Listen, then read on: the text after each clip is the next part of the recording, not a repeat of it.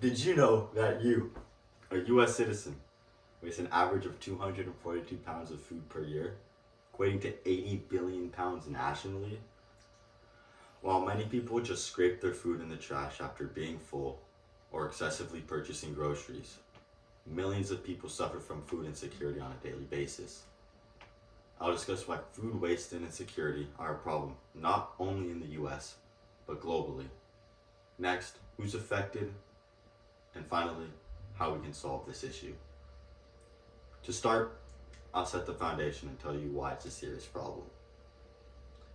Let alone that wasted food contributes to 11% of the total world's greenhouse gas emissions. Methane, 31% or 133 billion pounds of overall food waste impacts the food scarcity issue and resource conservation problem.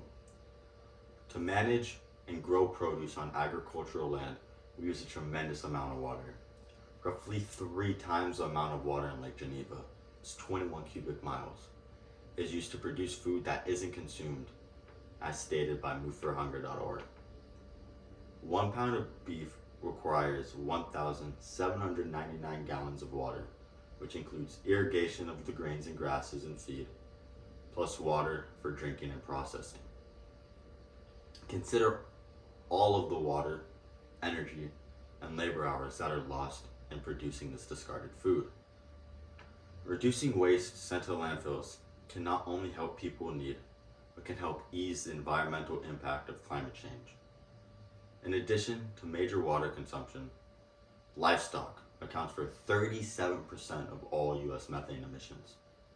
Cows in particular have the most impact, being the number one source of methane in the US. Yes, they indeed fart and belch a lot. While food waste is a huge problem, so is food insecurity, and these two problems are parallel with each other. Lack of proper nutrition with limited vitamins, minerals, and protein have been linked to chronic health issues and developmental problems. We don't have a scarcity issue, we have an abundance, but what we do lack is the distribution channels to people who could reap proper benefits if the correct programs were in place. Knowing why it's a problem, let's move on to who and what's affected. The little rock that we've lived on and trashed, thinking it's invisible, has been slowly dying due to our production of waste and food. The problem with waste is the methane gas it emits from the landfill. Methane gas is 20 times more impactful to our environment than carbon dioxide gas, which is emitted from cars and manufacturing plants. You may think, how are we and the environment affected by this? Well, normal methane and carbon dioxide are located in the Earth's atmosphere and help regulate and maintain its temperature, which is essential. But these excessive amount of emissions and more methane and gases put into our environment causes our atmosphere to become thicker, making Earth's normal temperature rise with the gases trapping the sun rays from exiting the atmosphere. Not only is the health of our little rock and its atmosphere affected, but infants, senior citizens, and low-income families are just some groups that are suffering from chronic illness due to long inadequate nutritional sources of food. In a study by the Economic Research Service, they discovered that 10.5% of US families, 13.8 million households, had food insecurity at some point throughout the year. Now, this is a huge problem for seniors, as not getting enough nutrition can put them at risk for asthma, diabetes, low bone density, heart disease, among other problems. Furthermore, rural communities make up 63% of the counties in the US. And of that 63%, 91% of these counties have extremely high rates of overall food insecurity, with many being children, as stated by feedingamerica.org. Chronic undernutrition in the early life is linked to reduced schooling, poorer cognitive skills, lower earnings, and a higher likelihood of living in poverty. Just like people getting affected by this, so is our economy, with a huge impact on programs and medical costs.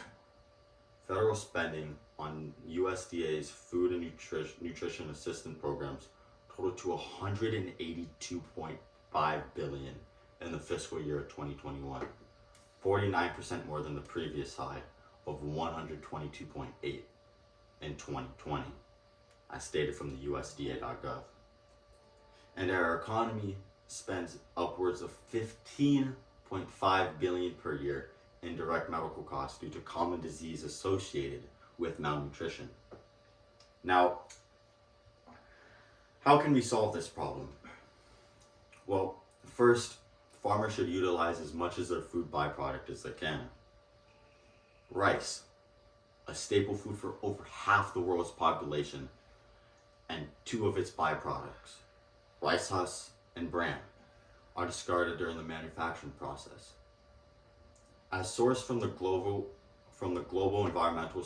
Environmental Sustainability Center in Colorado State, rice bran can be developed as a food source.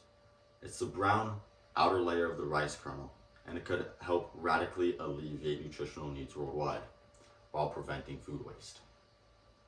Nor does it require additional land use, water, or heat, because it's already discarded during production.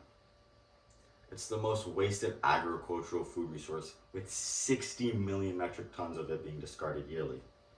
Rice bran, though, which is highly nutritious, can be made into cooking oils and baked goods. With this, though, you would need better distribution systems and programs that can coordinate through nonprofits, humane service organizations, and local government agencies to provide those in need. Several problems put together can bring about several solutions.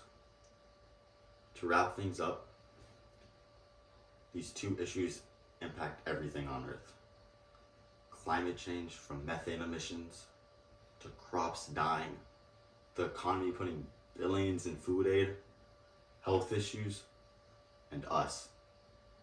If we are smart with the resources we have, we can ultimately decrease waste and properly distribute food to underserved communities, thus creating fewer problems for our global economy and its residents.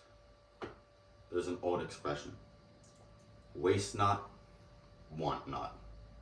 We should all take this into consideration and consume a little less and be more responsible about how we impact our planet. Thank you. Yeah.